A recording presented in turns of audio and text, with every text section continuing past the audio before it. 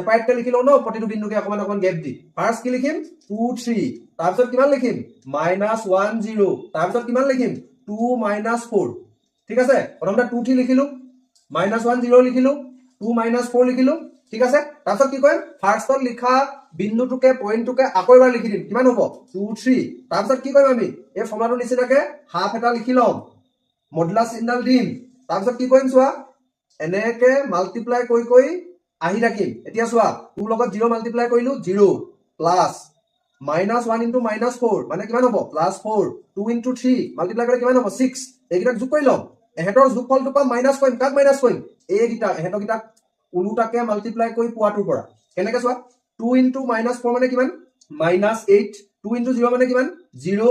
-1 into 3 মানে কিমান -3 ঠিক আছে এফালে মডুলাছ চিহ্ন দিলো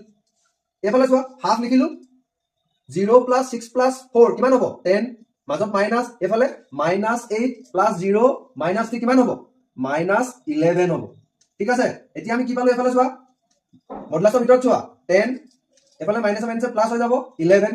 এতিয়া চোৱা ব্ৰেকেটৰ ভিতৰত আমি কি পাইছো ব্ৰেকেটৰ ভিতৰত আমি নন নিগেটিভ নাম্বাৰ মানে ধনাত্মক সংখ্যা পাইছো ন তেনেহ'লে আমি মডুলাছটো আঁতৰাই দিওঁ মডুলাছটো আঁতৰালে কিমান হ'ব 10 plus 11 21 আৰু আমি এটো কেনেকৈ লিখি দিম 21/2 বৰ্গ একক দেখিলে দুইটা আনসাৰ একে পালো আমি